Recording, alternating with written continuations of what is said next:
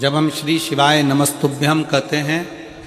तो ये मानकर चलिए कि केवल एक देवता को नहीं 33 कोटि देवताओं को आप प्रणाम कर लेते हो, उनको अपने करीब में बुला लेते हो। पहले एक नियम था, मेरी छत्तीसगढ़ की जीजियाँ और मेरे जीजा, मेरी बेटियाँ, बेटा, मेरी माताएं, मेरे भाई जानते हैं, पहले एक नियम था कि शादी की जो पत्रिका दी जाती थी, शादी की पत्रिका में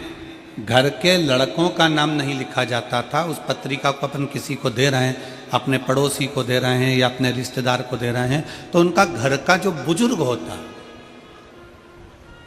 घर का जो बड़ा होता, पत्रिका उसके नाम से दी जाती।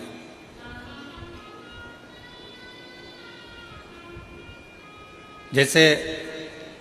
आपके घर में आपके ससुर हैं रामकिशन जी,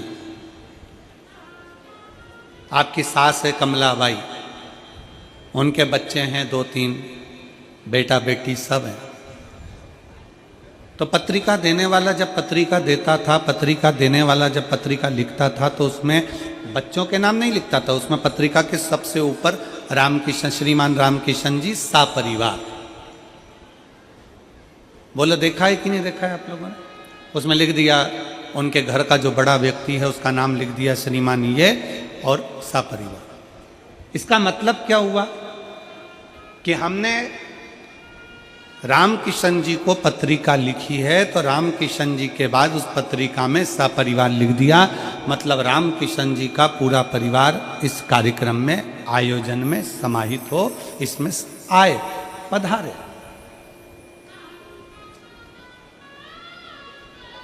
जब हम और आप श्री शिवाय नमस्तुभ्यम कहते हैं,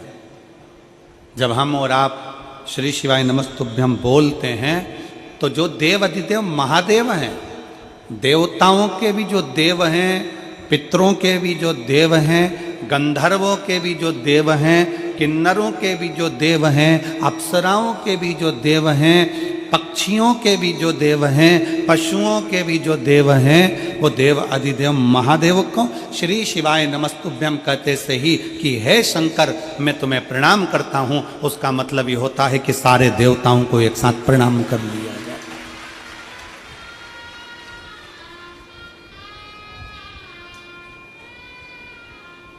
अलग अलग कहाँ प्रणाम करने जाओगे, अलग अलग कहाँ निवेदन करने जाओगे, एक साथ प्रणाम कर लो।